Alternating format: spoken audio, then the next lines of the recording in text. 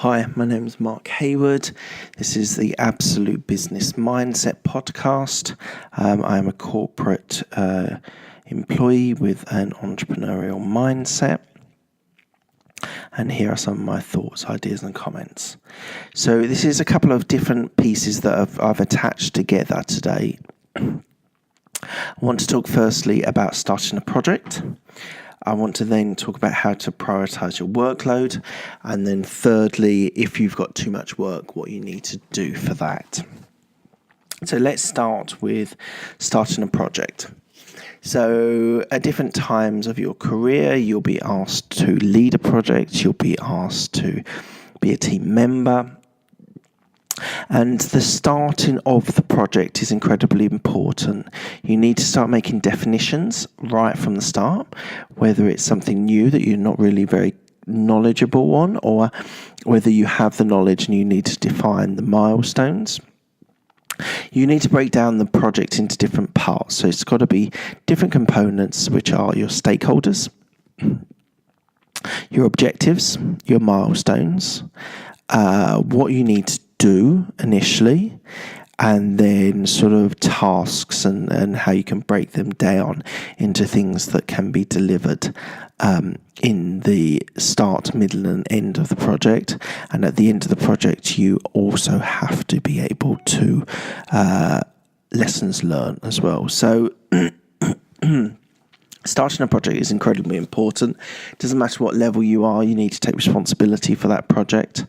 And whether you're leading or whether you're a team member, this is going to slightly lead working in teams. So if you aren't the team leader, the project lead or whatever it is, I think you need to sort of just listen. But if you are the project lead, then you need to direct. And that is a distinct difference between leading a project and being a member of the team.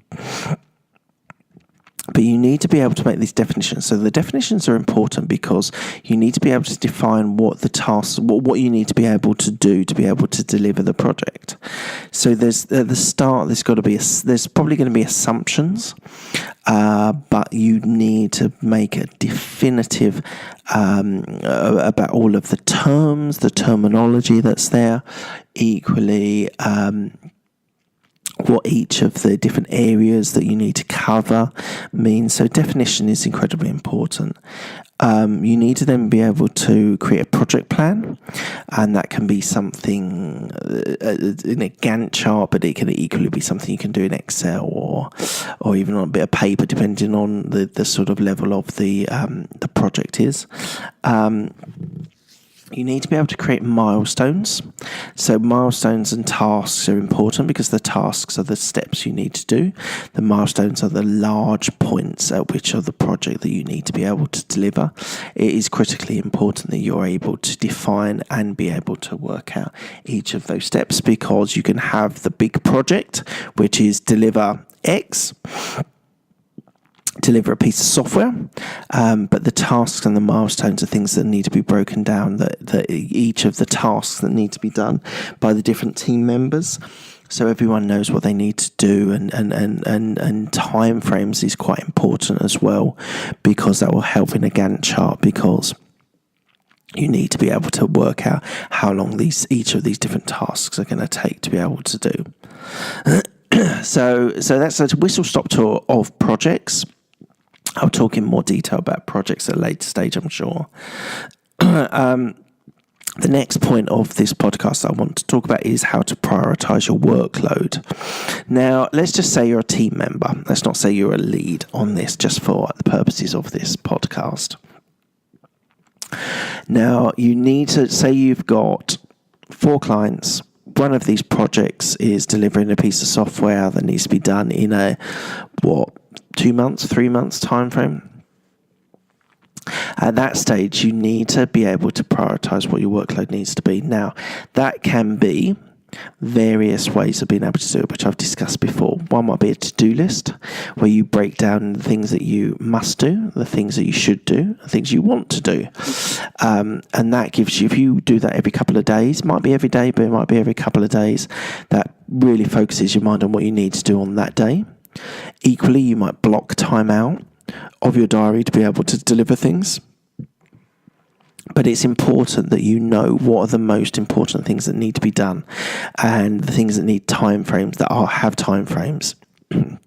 So you might want to be able to deliver something which is incredibly important, but it's a 3-week project. Okay, fine. Yeah, you can take your time. You can leave to the last minute. There's various ways of being able to do it.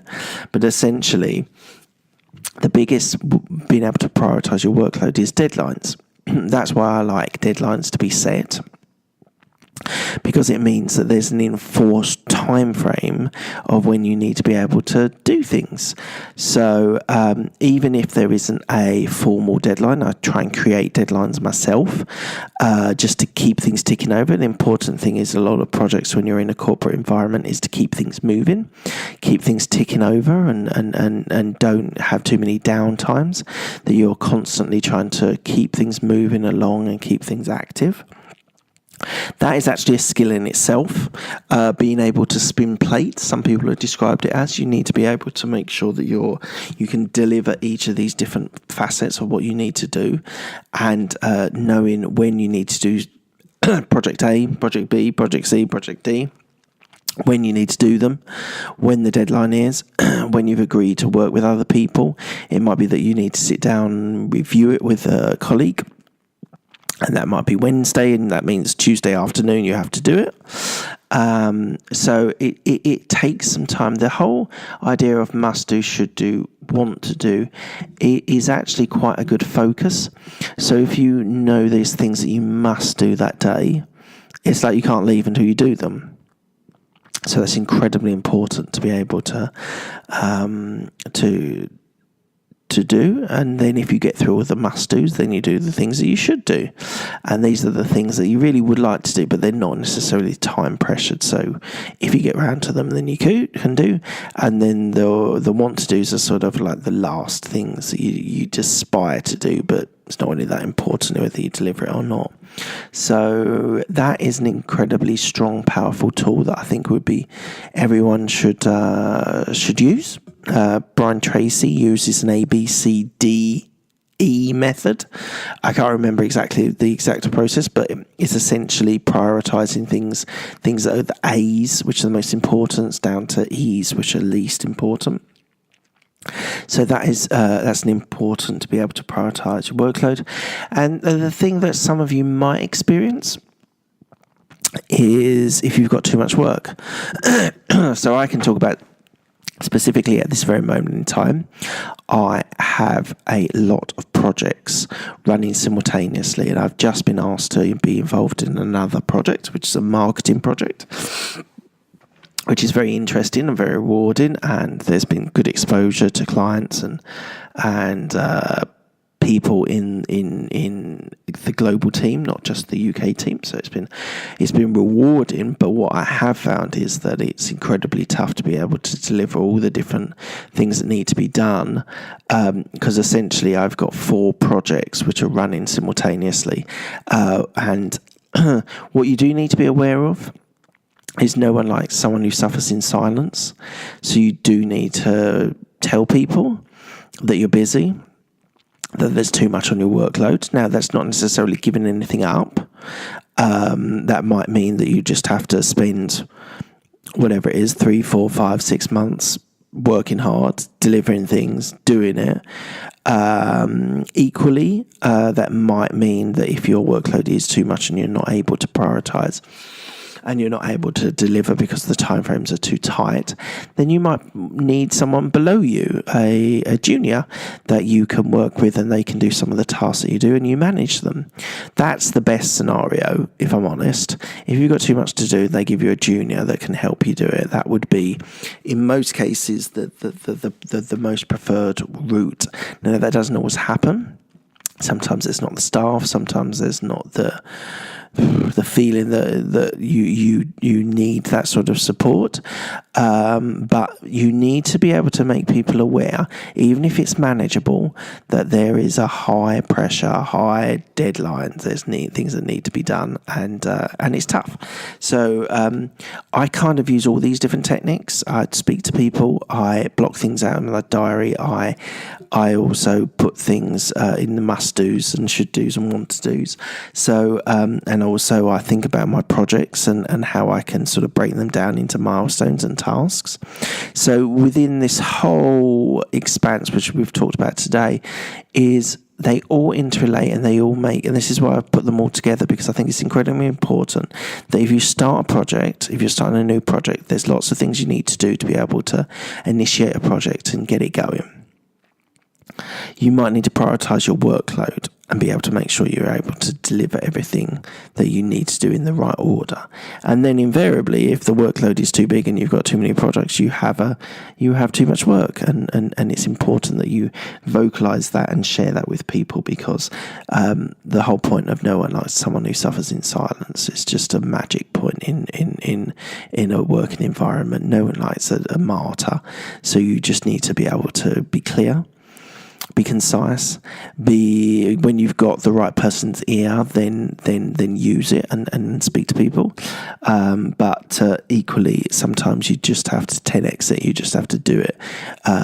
Work late, work hard, whatever it is, to be able to deliver those different projects. So hopefully you found that useful. It's a sort of using different skills, but they're all interrelated. I'm going to finish with, my name is Mark Hayward. I am my Twitter account is Mark Hayward 169. I've mentioned my Absolute Business Mindset podcasts. There is a private members group on Facebook that if you'd like to join, that's Absolute Business Mindset. You've got all my videos on YouTube. If you want to check them out, do Mark Hayward Coaching and you'll find them very quickly. So check out all the ways to get in contact with me, and by all means leave messages for my podcast on Twitter or Stitcher or Spotify. Thank you.